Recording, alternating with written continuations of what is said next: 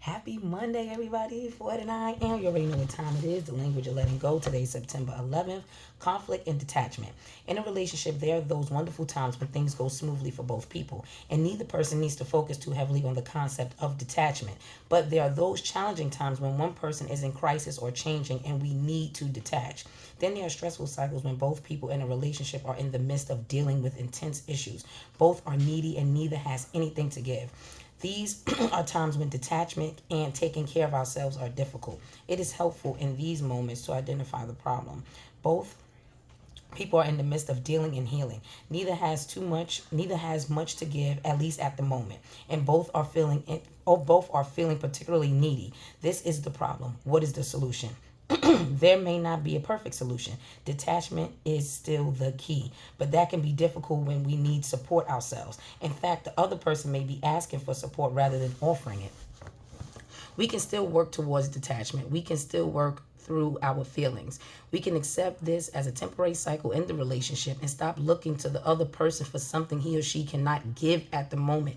A lot of us do that, and I'm guilty of that too. Like, you asking somebody for something that they can't give, and half the time they can't even give it to themselves. And we all have those moments in our life. But here we go. We can stop expecting ourselves to give at the moment as well. Communication helps. Identifying the problem and talking about it without blame or shame is a start. Figuring out alternative support systems or ways to get our needs met help. We are still responsible for taking care of ourselves. Even when we are in the best relationships, we can reasonably expect conflicts of need and the clashing of issues to occur in the most loving, healthy relationships. It is one of the cycles of love, friendship, and family. If it is a healthy relationship, the crisis will not go on endlessly. We will regain our balance. The other person will too. We can stop making ourselves so crazy by looking for the other person to be balanced when he or she isn't. Talk things out, work things out. Keep our expectations of ourselves, other people, and our relationships healthy and reasonable. A good relationship will be able to sustain and survive low points. Sometimes we need them so we can both grow and learn separately. Sometimes people who are usually there for us cannot be there for us. We can find another way to take care of ourselves.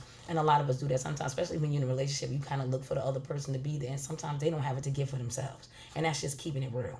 And I had to realize that I've had people do it to me, and I have done it to other people, and it's not healthy. It creates a codependency that can destroy you. So here we go. This is the last one. Oh, they got a nice one part.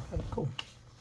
Today, I will remember that my best relationships have low points. If the low point is the norm, I may want to consider the desirability of the relationship. If the low point is a temporary cycle, I will practice understanding for myself and the other person.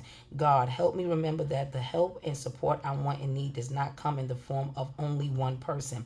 Help me be open to healthy options for taking care of myself if my normal support system is not available. Learn to take care of yourself. There are going to be times where you're going to have to go through things by yourself. You're going to have to learn how to help yourself, and a lot of us are so used to it that we don't even want to ask for help. We're like, I'll do it for myself. I got it from the bottom. I got it out the mud. That's a trauma response. And I get why people don't want to lean on other people or ask other people for help, but you got to create your own little community.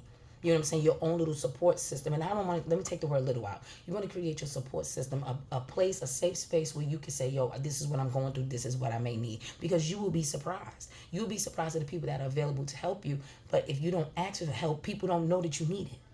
You know what I'm saying? If you don't say, hey, this is what I'm struggling with, people don't know that you need it. And it's not just a monetary thing or a materialistic thing. Sometimes you just need a hug. Sometimes you just need somebody to sit there and listen. You understand what I'm saying? All healthy relationships go through things. They're gonna go through things. But like I say, if this is an endless thing, like if this is something that's always continuing on, then maybe you need to, reevaluate and detach. And who knows, you might get back together. Sometimes you gotta learn things separately. If this is your person, this is the person that you feel you're gonna be with, and that's just what it is. If y'all separate and y'all get back together, maybe things will get better. Who knows? 49,